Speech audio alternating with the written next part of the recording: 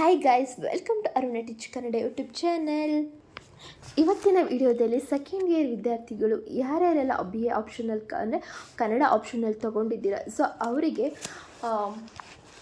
Optional ಕನ್ನಡದಲ್ಲಿ ಬರುವಂತಹ block 3 KS ನರಸಿಂಹಸ್ವಾಮಿಯವರ ಆಯ್ದ ಕವಿತೆಗಳಲ್ಲಿ ನಾನು ಆಗಲೇ ಕವಿ ಪರಿಚಯ, ಗೃಹಲಕ್ಷ್ಮಿ ಬೆಳೆಗಾರನ ಹಾಡು, ಮನೆಗೆ ಬಂದ ಹೆಣ್ಣು, ಅನ್ನಪೂರ್ಣೆಗೆ, ಇರದಿರು ನನ್ನ ನಿನ್ನ ಸಿಂಹಾಸನದ ಮೇಲೆ, ಗಡಿಯಾರದ ಅಂಗಡಿಯ ಮುಂದೆ, ಮನೆಯಿಂದ ಮನೆಗೆ, ಬರೀ ಗೋಡೆಗಳಿಗೆ ಸಮಾಧಾನ, ಈ ಒಂದು ಎಲ್ಲ ವೀಡಿಯೋಸ್ಗಳನ್ನ ನಾನು ನನ್ನ ವಿಡಿಯೋದಲ್ಲಿ ಅಪ್ಲೋಡ್ ಮಾಡಿದ್ದೇನೆ. ಯಾರು ನೋಡಿಲ್ಲ ನೋಡಿ.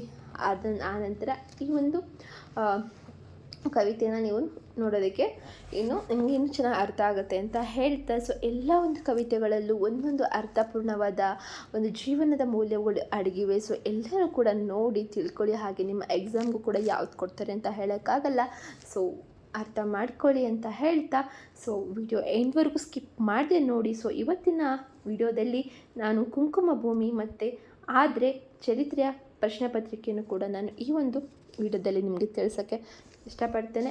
ಸೊ ವಿಡಿಯೋ ಎಂಡ್ವರೆಗೂ ಮಿಸ್ ಮಾಡದೆ ನೋಡಿ ಅಂತ ಹೇಳ್ತಾ ಲೆಟ್ಸ್ ಸ್ಟಾರ್ಟ್ ದ ವಿಡಿಯೋ. ಕುಂಕುಮ ಭೂಮಿ. ಸೊ ಫಸ್ಟು ನಾವು ಒಂದು ಪೀಠಿಕೆಯನ್ನು ನೋಡೋಣ. KS ನರಸಿಂಹಸ್ವಾಮಿ ಅವರ ಆಯ್ದ ಕವಿತೆಗಳಲ್ಲಿ 3 ಕವನಗಳನ್ನು ಈ ಭಾಗದಲ್ಲಿ ನಾವು ಸೇರಿಸಲಾಗಿದೆ. ಅವುಗಳಲ್ಲಿ ಕುಂಕುಮ ಭೂಮಿ, ಚರಿತ್ರೆಯ ಪ್ರಶ್ನೆ ಪತ್ರಿಕೆ ಹಾಗೂ ಕೈಮರದ ನೆಳಲಲ್ಲಿ ಇವು ಒಂದೊಂದು ವಿಶಿಷ್ಟವಾದ ವಸ್ತು ವೈವಿಧ್ಯತೆಯನ್ನು ಒಳಗೊಂಡಿದೆ. ನವೋದಯ ಕಾಲಘಟ್ಟದಲ್ಲಿ ಸಾಹಿತ್ಯ ರಚನೆಗೆ ತೊಡಗಿದ KSನ ನಿರಂತರವಾಗಿ ಕಾವ್ಯದೊಂದಿಗೆ ಒಡನಾಟವನ್ನು ಬೆಳೆಸಿಕೊಂಡಿದ್ದರು. ಬದಲಾದ ಕಾಲಮಾನದ ಅನಿವಾರ್ಯತೆಗೆ ನನ್ನನ್ನು ಅನುವು ಮಾಡಿಕೊಳ್ಳುತ್ತಲೇ ನಮ್ಮ ಅಸ್ತಿತ್ವವನ್ನು ಸಾಹಿತ್ಯದಲ್ಲಿ ಗಟ್ಟಿಗೊಳಿಸಿಕೊಂಡವರು. ನವೋದಯದ ಅನಂತರದಲ್ಲಿ ಕಾಣಿಸಿಕೊಂಡ ಪ್ರಗತಿಶೀಲ ಮತ್ತು ನವ್ಯ ಚಳವಳಿಗಳಿಗೆ ತೀವ್ರವಾಗಿ ಸ್ಪಂದಿಸಿರುವುದು ಕಂಡುಬರುತ್ತದೆ. ಕಾಲಘಟ್ಟ ಮತ್ತು ಚಳುವಳಿಯ ವಿಂಗಡಣೆಯನ್ನು ಮಹತ್ವವೆಂದು ಮನ್ನಣೆ ಮಾಡದ ಕವಿ ಈ ಬಗೆಯ ಮಿತಿಗಳಿಂದಾಚೆಗೆ ಚಿಂತನ ಮಂಥನ ಮಾಡಿ ವಿಭಿನ್ನರಾಗಲು ಪ್ರಯತ್ನಿಸಿದರು. ಶ್ರೀಸಾಮಾನ್ಯನೇ ಅವರ ಕಾವ್ಯದ ನಾಯಕ ಮತ್ತು ಅವನ ಬದುಕಿನ ಚಟುವಟಿಕೆಗಳೇ ಕವನಗಳ ವಸ್ತುವಾಗಿದೆ. ಮನುಷ್ಯನ ಕೌಟುಂಬಿಕ ಒಡನಾಟದ ಚಿತ್ರಣಗಳು, ದಾಂಪತ್ಯ ಜೀವನ, ಕಷ್ಟ ಸುಖಗಳ ನಡುವೆ ಮಧುರವಾದ ಬಾಂಧವ್ಯವನ್ನು ಮೂಡಿಸುವ ಮಾನವ ಸಂಬಂಧ ಅಂಶಗಳ ಇವರ ಕಾವ್ಯದಲ್ಲಿ ಹಾಸುಹೊಕ್ಕಾಗಿದೆ. ಸೊ ಕವನದ ವಸ್ತುವಿನಲ್ಲಿ ಕುಂಕುಮ ಭೂಮಿ ಬಗ್ಗೆ ತಿಳ್ಕೊಳ್ಳೋಣ. ಕುಂಕುಮ ಭೂಮಿ ಕವನದಲ್ಲಿ ತೆರೆದ ಬಾಗಿಲು ಕವನ ಸಂಕಲನದಿಂದ ಆಯ್ದುಕೊಳ್ಳಲಾಗಿದೆ. ಸೊ ನೀವು ಎಕ್ಸಾಮಲ್ಲಿ ಇದನ್ನು ಬರೀಬೇಕಾಗುತ್ತೆ. ಈ ಕವಿತೆಯಲ್ಲಿ ಪೂರ್ವಾರ್ಧ ಮತ್ತು ಉತ್ತರಾರ್ಧ ಎಂದು 2 ಭಾಗಗಳನ್ನು ಮಾಡಿಕೊಳ್ಳಬಹುದು. ಪೂರ್ವಾರ್ಧದಲ್ಲಿ ಭೂಮಿ ಮತ್ತು ಮಾನವ ಸಂಬಂಧದ ಅಂಶಗಳು ಪ್ರತಿಮಾತ್ಮಕವಾಗಿ ಚಿತ್ರವಾಗಿದೆ. ಉತ್ತರಾರ್ಧದಲ್ಲಿ ಮನುಷ್ಯನ ಶೋಷಣೆಗೆ ಕಾರಣಭೂತವಾಗಿರುವ ಮಹಾರಾಜತ್ವ ಮತ್ತು ಧರ್ಮ ಇವುಗಳನ್ನು ನಿರಾಕರಿಸಿ ಶ್ರೀಮಾನ್ಯನ ಯುಗದ ನಿವಾರಣೆದತ್ತ ಮುಖ ಮಾಡಿರುವ ಸೃಜನಾತ್ಮಕವಾಗಿರುವ ಅಂಶಗಳು ಈ ಕವನದಲ್ಲಿ ವ್ಯಕ್ತವಾಗಿದೆ. ಸೊ ಇವಾಗ ಕುಂಕುಮ ಭೂಮಿಯ ವಿಶ್ಲೇಷಣೆಯನ್ನು ನಾವು ನೋಡ್ತಾ ಹೋಗೋಣ. KSನ ಅವರ ವಿಶಿಷ್ಟವಾದ ನವ್ಯ ಕವನಗಳಲ್ಲಿ ಕುಂಕುಮ ಭೂಮಿಯು ಒಂದಾಗಿದೆ. ಭೂಮಿ ಎಂಬ ಶಬ್ದಕ್ಕೆ ಸಂಕೀರ್ಣವಾದ ಅರ್ಥವ್ಯಾಪಕತೆ ಇದೆ ಹಾಗೂ ಅದನ್ನು ಮೀರಿದ ಭಕ್ತಿ ಮತ್ತು ಗೌರವ ಸರ್ವರಲ್ಲೂ ಇದೆ. ಭೂಮಿ ಎಂದರೆ ವಸುಂಧರ, ಇಳೆ, ಧರೆ, ಧರಣಿ, ಪೃಥ್ವಿ, ನೆಲ, ತೀರೆ, ಪೊಡವಿ, ಭೂದೇವಿ, ಭೂಮಿತಾಯಿ ಇತ್ಯಾದಿ ಹೆಸರುಗಳಲ್ಲಿ ನಾವು ಕರೀತೇವೆ. ಜನಪದರು ಗೌರವದಿಂದ ಭಕ್ತಿಯಿಂದ ಆರಾಧಿಸ್ತಾರೆ. ಈ ಕವನದ ಶೀರ್ಷಿಕೆ ಕುಂಕುಮ ಭೂಮಿ ಇನ್ನೂ ಹೆಚ್ಚಿನ ಗೌರವವನ್ನು ಮೂಡಿಸುತ್ತದೆ. ಒಂದು ಹೆಣ್ಣಿನ ಚೆಲುವಿಗೆ ಅವಳ ಮುತ್ತೈದೆತನವನ್ನು ಕುಂಕುಮದ ತಿಲಕ ಸಂಕೇತವಾಗಿದೆ ಅಲ್ವೇ. ಕುಂಕುಮ ಕೇಶರ ವರ್ಣ, ಅರಿಶಿನ ಸುಣ್ಣಗಳನ್ನು ಬೆರೆಸಿ ಮಾಡಿದ ಕೆಂಪು ಪುಡಿ ಇಲ್ಲಿ ಇಲ್ಲ, ಸೌಂದರ್ಯಕ್ಕೆ ಸಂಕೇತವಾಗಿದೆ. ಇನ್ನೊಂದು ಅರ್ಥದಲ್ಲಿ ಕ್ರಾಂತಿಗೂ ಸಂಕೇತವಾಗುತ್ತದೆ. ಅದೇನೇ ಇರಲಿ, ಭೂಮಿಯ ಸೌಂದರ್ಯ ಅನಂತವಾದುದು. ವರ್ಷಕ್ಕೂ ಪ್ರಕೃತಿಯ ಚೆಲುವಿನ ಚೈತನ್ಯದ ಸೊಬಗನ್ನು ಮೈಚಾಚಿ ನಿಲ್ಲುವಂಥದ್ದು. ಭೂತ, ವರ್ತಮಾನ, ಭವಿಷ್ಯತ್ ಎಲ್ಲ ಕಾಲದಲ್ಲೂ ತನ್ನ ಶಕ್ತಿಯನ್ನು ಸಕಲ ಜೀವರಾಶಿಗಳಿಗೆ ದಾರಿಯುತ್ತದೆ. ಈ ಕವನದಲ್ಲಿ ಧರ್ಮ ಮತ್ತು ರಾಜ್ಯತ್ವದ ಶೋಷಣೆ ಚಿತ್ರಿತವಾಗುವುದರ ಜೊತೆಗೆ ದುಡಿಯುವ ಮನುಷ್ಯ ಮತ್ತು ಭೂಮಿಯ ಸಂಬಂಧ ನಿತ್ಯ ಸತ್ಯವಾದುದು ಎಂಬ ನೆಲೆಯಲ್ಲಿ ವ್ಯಕ್ತವಾಗಿದೆ. ಭೂಮಿ ಸಾರ್ವಕಾಲಿಕವಾದುದು. ಇದನ್ನು ಕವಿ ಭೂತ ವರ್ತಮಾನದ ನೆಲೆಯಲ್ಲಿ ಸೃಜನಶೀಲತೆಯನ್ನು ಗುರುತಿಸುವ ಪ್ರಯತ್ನ ಮಾಡಿದ್ದಾನೆ. ಕುಂಕುಮ ಭೂಮಿ ಈ ಕವನದಲ್ಲಿ ಪೂರ್ವಾರ್ಧ ಮತ್ತು ಉತ್ತರಾರ್ಧ 2 ಭಾಗಗಳನ್ನು ಮಾಡಿಕೊಳ್ಳಬಹುದು. ಏಕೆಂದರೆ ಪೂರ್ವಾರ್ಧದಲ್ಲಿ ಭೂಮಿ ಮತ್ತು ಮನುಷ್ಯನ ಸಂಬಂಧ ಬಗ್ಗೆ ಹಾಗೆ ಶ್ರಮದ ಹಿನ್ನೆಲೆಯಲ್ಲಿ ಚರಿತ್ರೆಯ ಅಂಶಗಳು ಪ್ರತಿಮಾತ್ಮಕವಾಗಿ ಚಿತ್ರಿತವಾಗಿದೆ. ಉತ್ತರಾರ್ಧದಲ್ಲಿ ಮನುಷ್ಯನ ಶೋಷಣೆಗೆ ಕಾರಣೀಭೂತವಾಗಿರುವ ರಾಜತ್ವ ಮತ್ತು ಧರ್ಮ ಇವುಗಳನ್ನು ನಿರಾಕರಿಸಿ ಶ್ರೀಸಾಮಾನ್ಯನ ಯುಗದ ನಿರ್ಮಾಣದತ್ತ ಮುಖ ಮಾಡಿರುವ ಸೃಜನಾತ್ಮಕವಾಗಿರುವ ಅಂಶಗಳು ಕವನದಲ್ಲಿ ಮೈದೂರಿದೆ. ಅಗೆದಾಗ ನಕ್ಕದ್ದು ನುಣುಪು ಕುಂಕುಮ ಭೂಮಿ, ಗುದ್ದಲಿಯ ಕೆಲಸ ಅಲ್ಲಿಗೆ ನಿಂತಿದೆ. ಪಂಚಾಂಗದಂತೆ ಮಳೆಯು ಬಿತ್ತು ಒತ್ತು ಹತ್ತು ಹನಿ, ಬೆವರಿಳಿದು ಬೊಗಸೆ ಹಾಗೂ ತುಂಬಿದೆ. ಅಂದರೆ ಈ ಕವನದ ಮೊದಲೆರಡು ಸಾಲುಗಳು ಅಡಿಗರ ಭೂತ ಕವನದ ಹಗ್ಗವಾಗಿ ಮೊದಲ ಕೋಶವಸ್ತೆ ಮಣ್ಣು ಕೆಳಕ್ಕೆ ತಳಕ್ಕೆ ಗುದ್ದಲಿಯೊತ್ತಿ ಕುಕ್ಕಿದರೆ ಕಂಡಿತು ಗೆರೆ ಮೀರಿದ ಚಿನ್ನದದಿರು ಎಂಬ ಸಾಲು ಕೇಸ್ನ ಸಾಲುಗಳಿಗೆ ಸಂಹಿತೆ ಇರುವುದನ್ನು ನಾವು ಕಾಣಬಹುದಾಗಿದೆ. ಅಂದರೆ ಭೂತದಲ್ಲಿ ಮಣ್ಣಿನ ಬಗ್ಗೆ ಕೋಶಾವಸ್ಥೆ ಮಣ್ಣು ಗೆರೆ ಮೀರಿದ ಚಿನ್ನದದಿರು ಎಂದು ನಿರೂಪಿತವಾದರೆ ಕೇಸ್ ಅವರು ಮಣ್ಣನ್ನು ಅಗೆದಾಗ ನಕ್ಕದ್ದು ನುಣುಪು ಕುಂಕುಮ ಭೂಮಿ ಎಂದಿದ್ದಾರೆ. ಇಬ್ಬರು ಕವಿಗಳ ಸಾಲಿನಲ್ಲಿ ಭೂಮಿಯ ಬಗ್ಗೆ ಸೌಂದರ್ಯದ ಪ್ರತಿಮೆಗಳು ಚಿತ್ರಿತವಾಗಿದೆ.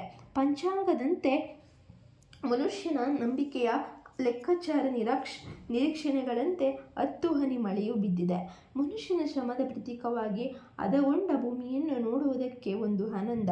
ಒಂದೊಂದು ಬಣ್ಣದ ಮಣ್ಣು ತನ್ನದೇ ಆದ ಆಕರ್ಷಣೆಯನ್ನು ನೀಡುತ್ತದೆ. ಪ್ರಕೃತಿದತ್ತವಾಗಿ ಮಳೆ ಬಿದ್ದರೆ ಅದಕ್ಕೆ ಪಂಚಾಂಗದ ನಂಬಿಕೆಗೆ ಮೊರೆ ಹೋಗುತ್ತಾರೆ. ಆದರೆ ದುಡಿಯುವ ಮನುಷ್ಯನ ಶ್ರಮದಿಂದ ಬೆವರಿಳಿದು ಬೊಗಸೆ ಹಾಗೂ ತುಂಬಿದೆ ಎಂಬುದು ಧ್ವನಿತಪೂರ್ಣವಾಗಿದೆ. ಮನುಷ್ಯ ಜೀವನದ ಸಮಷ್ಟಿ ವಿಕಾಸಕ್ಕೆ ಭೂಮಿಯೇ ಆಧಾರವಾಗಿದೆ. ಪುರಾತನ ಕಾಲದಿಂದಲೂ ಭೂಮಿ ಮತ್ತು ಮನುಷ್ಯನ ನಡುವೆ ಶಾಶ್ವತವಾದ ಅವಾನಿಭಾವ ಸಂಬಂಧವಿದೆ ಅಲ್ವೇ? ಸರದಿ ಬದಲಾಯಿಸುವ ಕುದುರೆಯಾಳಿನ ನೆರಳು, ಮುಗಿದ ಅರಮನೆಯಲ್ಲಿ ರಾಜ ಟಿವಿ, ದೇಗುಲದ ಗೋಪುರದ ಕತನಕ ಹಬ್ಬಿದ ಮರಳು, ಊತ ಕಣ್ಣಿನ ಮುಂದೆ ಸೊನ್ನೆ ಬೀದಿ. ಅಂದರೆ ಎರಡನೇ ಪದ್ಯದಲ್ಲಿ ಭೂತಕಾಲದ ಚಿತ್ರಣವನ್ನು ನಾವು ಪ್ರತಿನಿಧಿಸುತ್ತದೆ.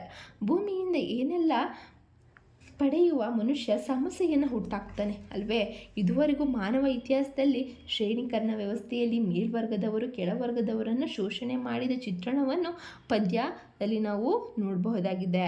ಮುಖ್ಯವಾಗಿ ಧರ್ಮ ಮತ್ತು ರಾಜತ್ವಗಳ ಪ್ರತಿಷ್ಠವಾಗಿ ಹೆಮ್ಮರವಾಗಿ ಬೆಳೆದಿದೆ. ನಗುವ ಕುಂಕುಮ ಭೂಮಿ ಸಾರ್ಥಕವಾಗಬೇಕಾದ್ರೆ ಅರಮನೆಯಲ್ಲಿರುವಾಗಲಿ ಅಥವಾ ದೇವಾಲಯದಲ್ಲಿರುವಾಗಲಿ ನೇರವಾಗುವುದಿಲ್ಲ. ಅದು ದುಡಿಯುವ ಮನುಷ್ಯನಿಂದ ಸಾಧ್ಯ. ಮುಗಿದ ಅರಮನೆಯಲ್ಲಿ ರಾಜ ಟಿವಿ ಅಂದರೆ ಅರಮನೆಯ ಸತ್ವ ತೀರಿದೆ, ಆದರೆ ರಾಜ ಟಿವಿ ಅಳಿದಿಲ್ಲ. ದೇಗುಲದ ಗೋಪುರದ ತನಕ ಹಬ್ಬಿದ ಮರಳು, ಊತ ಕಣ್ಣಿನ ಮುಂದೆ ಸೊನ್ನೆ ಬೀದಿ ಅಲ್ವಾ? ಸೊ ದೇವರು ಧರ್ಮವೆಂದು ಆರಾಧಿಸಿದ ಶ್ರೀಸಾಮಾನ್ಯರಿಗೆ ತಮ್ಮ ಬದುಕಿನ ದಾರಿ ಆಶಾದಾಯಕವಾಗಿಲ್ಲ, ಬರೀ ಶೂನ್ಯವಾಗಿದೆ. ಧರ್ಮ ಮತ್ತು ರಾಜತ್ವ ಎಲ್ಲವನ್ನು ತಮ್ಮ ಹಿಡಿತದಲ್ಲಿಟ್ಟುಕೊಂಡ ಬದುಕಿನೆಲ್ಲ ಮೂಲೆಗಳನ್ನು ಆಕ್ರಮಿಸಿದ್ದವು. ಭೂಮಿಯಿಂದ ದೊರೆಯುವ ಎಲ್ಲವನ್ನು ಪಡೆದು ಈ ಎರಡು ಸಂಸ್ಥೆಗಳು ತಮ್ಮ ಯಜಮಾನಿಕೆಯನ್ನು ಸಾಧಿಸಿದ್ದವು. ಭೌತಿಕ ಅಭಿವೃದ್ಧಿಯ ಜವಾಬ್ದಾರಿ ರಾಜತ್ವವಾದರೆ ಉಳಿದ ವಿಚಾರಗಳ ಹೊಣೆ ಧರ್ಮದಾಗಿದ್ದು, ಆದರೆ ಇವುಗಳು ಮಣ್ಣಿನೊಂದಿಗೆ ನೇರ ಸಂಬಂಧವನ್ನು ಕಳೆದುಕೊಂಡು ಸಂಸ್ಥೆಗಳು. ಆದ್ದರಿಂದ ಇವುಗಳನ್ನು ಶ್ರೀಸಾಮಾನ್ಯರ ಪ್ರಗತಿ ಸಾಧ್ಯವಿಲ್ಲ. ಭೂಮಿಯ ಜೊತೆ ಜೀವಂತ ಸಂಪರ್ಕವಿಟ್ಟುಕೊಂಡಿರುವವನು ದುಡಿಯುವ ಮನುಷ್ಯ ಮಾತ್ರ. ಇವನು ಭೂಮಿಯ ಫಲ ಪಡೆಯುವ ಶಕ್ತಿ ಇರುವವನು. ವಿಶ್ವದ ಪ್ರಗತಿ ಶಕ್ತಿಯು ಫಲದಿಂದ ಮಾತ್ರ ಸಾಧ್ಯ. ಚೆಲ್ಲಿದಷ್ಟು ಕಾಳು ಪಾಯಿರಾಗಲಿಲ್ಲನ್ನುವ ಚಿಂತೆ ಚಪ್ಪರದೊಳಗೆ ಚಿನ್ನದ ಕಿಡಿ. ಧೃತಿಗೆಟ್ಟ ಮಾತು ಬೆಳೆಯಲಿ ತನ್ನತನದ ಮಗು, ಕಣ್ಣ ಮಿಂಚಲಿ ತಾಯ ಹಾಲ ಕುಡಿದು. ಅಂದರೆ ಈ ಭಾಗದಲ್ಲಿ ಭೂತಕಾಲದ ಚಿತ್ರಣವನ್ನು ಭೂಮಿಯೊಂದಿಗೆ ಬೆಸೆಯುವುದರೊಂದಿಗೆ ಧರ್ಮ ಮತ್ತು ರಾಜತ್ವಗಳ ಶೋಷಣೆಯಿಂದ ತತ್ತರಿಸಿದ ದುಡಿಯುವ ಮನುಷ್ಯ ನಿರಾಶಾವಾದಿಯಾಗಿದ್ದಾನೆ. ಭೂಮಿಯೊಂದಿಗೆ ಸಂಬಂಧವನ್ನು ಸ್ಥಾಪಿಸಿಕೊಂಡ ಮನುಷ್ಯ ಭವಿಷ್ಯತ್ತಿನ ಬದುಕಿನ ಸೃಜನಶೀಲತೆಯನ್ನು ಸಾರ್ಥಕತೆಯನ್ನು ಬೆಳೆಯಲಿ. ತನ್ನತನದ ಮಗು ಕಣ್ಣ ಮಿಂಚಲಿ ತಾಯ ಹಾಲ ಕುಡಿದು ಎಂಬ ಈ ಮಾತಿನ ಚರ್ಚಿತವಾಗುತ್ತದೆ. ಚೆಲ್ಲಿದಷ್ಟು ಕಾಳು ಪಯಾರಿಗೆಲ್ಲನೆನ್ನುವ ಚಿಂತೆ ಚಪ್ಪರದೊಳಗೆ ಚಿನ್ನದ ಕಿಡಿ. ಅಂದರೆ ಇಲ್ಲಿ ದುಡಿಯುವ ಮನುಷ್ಯ ಸ್ವತಂತ್ರವಾಗಿ ಬೆಳೆಯುವುದಕ್ಕೆ ಅವಕಾಶವಿಲ್ಲದಿರುವುದು ಬಿತ್ತ ಚೆಲ್ಲದೆ ಬೆಳೆದ ಹಳೆಯ ಮಾತಿನ ಭೂತ. ಯಾರ ಅಬ್ಬರವಿಲ್ಲಿ ನಿಲ್ಲುವ ನುಡಿ. ಪಿಂಡಂಭೂತದಂತೆ ಬೆಳೆದು ನಿಂತಿರುವ ಧರ್ಮ ಮತ್ತು ರಾಜತ್ವಗಳ ಮುಂದೆ ಶ್ರೀಸಾಮಾನ್ಯನ ಮಾತು ಇಂಗಿ ಹೋಗುತ್ತದೆ. ಅಂದರೆ ಈಗ ರಾಜಕಾರಣಿಗಳ ಮಾತೇ ಮುಂದಾಗುವಾಗ ನಮ್ಮ ಸಾಮಾನ್ಯರ ಮಾತುಗಳನ್ನು ಕೇಳುವಂಥ ತಾಳ್ಮೆ ಆಗಲಿ ಯಾರಿಗಿದೆ ಅಂತ ಹೇಳ್ತಿದ್ದಾರೆ. ಮೈದುಂಬಿ ಸೌಂದರ್ಯ ಭರಿತವಾಗಿ ಕಾಣುವ ಬಸಿರಿ, ರಕ್ತಹೀನವಾಗಿರುವ ದುಸ್ಥಿತಿ, ಒಂದಿರುಳು ಹಿಗ್ಗು, 7-8 ತಿಂಗಳ ನೋವು, ಇವೆಲ್ಲ ಬಡವರ ಕೆಳವರ್ಗದವರ ಹತಾಶೆಯ ಬದುಕನ್ನು ನಾವು ನೋಡಬಹುದಾಗಿದೆ. ಹುಟ್ಟಬಾರದು ಹೇಳಿಕೊಟ್ಟ ಮಾತು, ಧೃತಿಗೆಟ್ಟ ಮಾತು, ಧೈರ್ಯಗೆಟ್ಟು ಬದುಕಿದ ಭೂತಕಾಲದ ಚಿತ್ರಣ ಮತ್ತೊಮ್ಮೆ ಮರುಕಳಿಸಬಾರದು ಎಂಬ ಚಿಂತನೆ ಇದೆ. ದುಡಿಯುವ ಮನುಷ್ಯ ಅಂದರೆ ಶ್ರೀಸಾಮಾನ್ಯರ ಭೂತಕಾಲದ ಧರ್ಮ ಮತ್ತು ರಾಜತತ್ವಗಳ ಒಡೆತನಕ್ಕೆ ಸಿಲುಕಿ ಅಸಹಾಯಕನಾಗಿರುವ ಅಂಶಗಳು ಪ್ರತಿಮೆಗಳು ಮೂಲಕ ಇಲ್ಲಿ ವ್ಯಕ್ತವಾಗಿವೆ. ಇಲ್ಲಿದ್ದರಂತೆ ಕಲ್ಲಲ್ಲಿ ರುಜುವಿಟ್ಟವರು, ಕಾಡು ಕೋಣನ ಭೇಟಿಯಾಡಿದವರು, ಕೆಂಡ ಚೆಲ್ಲಿದ ಸಂಜೆಯಲ್ಲಿ ಮನೆ ಬಿಟ್ಟವರು, ಎಷ್ಟು ಬೆಳಗಾದರೂ ಬಾರದವರು. ಅಂದರೆ ಮನುಷ್ಯ ಪುರಾತನ ಕಾಲದಿಂದಲೂ ಇಲ್ಲಿಯವರೆಗೆ ಬೆಳೆದು ಬಂದ ಶ್ರಮದ ಬದುಕಿನ ಚಿತ್ರಣವನ್ನು ಪ್ರತಿಬಿಂಬಿಸುತ್ತದೆ.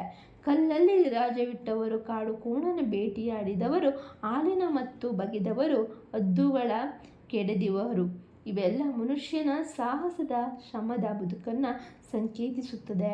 ಭೂಮಿಯ ಜೊತೆ ಪ್ರಕೃತಿಯ ಜೊತೆ ನಿರಂತರ ಸಂಬಂಧವಿಟ್ಟುಕೊಂಡವರು. ಮನುಷ್ಯ ಶ್ರಮದಿಂದಲೇ ಎಲ್ಲ ಪ್ರಗತಿಯ ಮೂಲ ದರ್ಶನ ಪ್ರಾಪ್ತಿಯಾಗುವುದಕ್ಕೆ ಸಾಧ್ಯ. ಧರ್ಮ ಮತ್ತು ರಾಜತತ್ವಗಳನ್ನು ನಿರಾಕರಿಸಿ ಭೂಮಿಯೊಂದಿಗೆ ದುಡಿಯುವ ಶ್ರೀಸಾಮಾನ್ಯರ ಯುಗ ನಿರ್ಮಾಣದತ್ತ ಮುಖ ಮಾಡುತ್ತದೆ. ತನ್ನನ್ನು ಆವರಿಸಿರುವ ಅಧಿಕಾರ ಧರ್ಮ ಎಲ್ಲವನ್ನು ಧಿಕ್ಕರಿಸಿ ನಡೆಯಬೇಕು. ಕಷ್ಟಕೋಟಲೆಗಳ ನಡುವೆ ಹೋರಾಡುವ ಧೈರ್ಯವಿದ್ದರೆ ಗೆಲುವು ಕಷ್ಟವಲ್ಲ ಎನ್ನುವ ಕವಿಯ ಮಾತುಗಳಲ್ಲಿ ಸಾಹಸವನ್ನು ಪ್ರಚೋದಿಸುವ ಪ್ರಯತ್ನವಿದೆ. ಆ ನಡೆದು ಹೋದ ನಿನ್ನೆಗಳ ನೆನಪಿನಲ್ಲಿ ಭವಿಷ್ಯತ್ತಿನ ದಾರಿಯನ್ನು ಭವ್ಯವಾಗಿ ಕಟ್ಟಬೇಕು ಎನ್ನು ಆಶಯ ಕವಿಯದಾಗಿದೆ. ಹುಟ್ಟಿದ್ದು ಗಟ್ಟಿಯಾಗಲಿ ಬೆಳೆದು ಅವರಂತೆ ತುಂಬು ರಕ್ತದ ಹಾಡು ಕೇಳಿ ಬರಲಿ. ನೆಲದಾಳದಲ್ಲಿ ಬೇರಳಿದ ಮರಗಳು ಬದುಕಿ ಎಲ್ಲ ಕಾಲಗಳಲ್ಲಿ ಹೂವ ತೊಡಲಿ. ಅಂತಂದರೆ ಧರ್ಮ ಮತ್ತು ರಾಜತ್ವಗಳ ಶೋಷಣೆ ನಶ್ವರವಾದದ್ದು ಎಂಬುದರ ಹಿನ್ನೆಲೆಯಲ್ಲಿ ಮಾನವವಾದಿಗಳ ಮತ್ತು ಸಮಾಜವಾದಿಗಳ ದರ್ಶನಕ್ಕೆ ದನಿ ಸೇರಿಸುತ್ತಾರೆ. ಮನುಷ್ಯ ಯಾರೇ ಆಗಲಿ ಆತ ಮಾಡಿರುವ ತಪ್ಪುಗಳನ್ನು ಸರಿಪಡಿಸಿಕೊಂಡು ನಡೆಯುವುದೇ ನಿಜವಾದ ಮನುಷ್ಯ ಧರ್ಮ. ಮನುಷ್ಯ ಸರ್ವ ಸ್ವತಂತ್ರವಾಗಿ ಬದುಕಬಹುದಾದ ಎಲ್ಲ ಅವಕಾಶ ಮತ್ತು ಆಶಯಗಳನ್ನು ಕವಿತೆಯು ತೆರೆದು ತೋರಿಸುತ್ತದೆ. ಒಟ್ಟು ಸಾವಿನ ಸತ್ಯಕ್ಕೆ ನಿರಂತರ ಸಾಕ್ಷಿಯಾಗಿರುವುದು ಭೂಮಿ. ಮನುಷ್ಯನ ಈ ಭೂಮಿಯನ್ನು ಬಿಟ್ಟು ಬದುಕುವುದಕ್ಕೆ ಸಾಧ್ಯವಿಲ್ಲ. ಆಯಾಯ ಋತುಮಾನಕ್ಕನುಸಾರವಾಗಿ ಭೂಮಿ ಹೊಸತನವನ್ನು ಕೊಡುಗೆಯಾಗಿ ನೀಡುವಂತೆ ಮನುಷ್ಯನು ತನ್ನ ಬದುಕಿನುದ್ದಕ್ಕೂ ನಿರಂತರವಾಗಿ ಸೃಜನಶೀಲತೆಯವಾಗಿರಬೇಕು. ಈ ಕವನದ ಕೊನೆಯಲ್ಲಿ ನೆಲದಾಳದಲ್ಲಿ ಬೇರೆಳಿದ ಮರಗಳು ಬದುಕಿ ಎಲ್ಲ ಕಾಲಗಳಲ್ಲಿ ಹೂವು ತೊಡಲಿ. ಈ ಸಾಲು ತುಂಬ ಅರ್ಥಗರ್ಭಿತವಾದದ್ದು.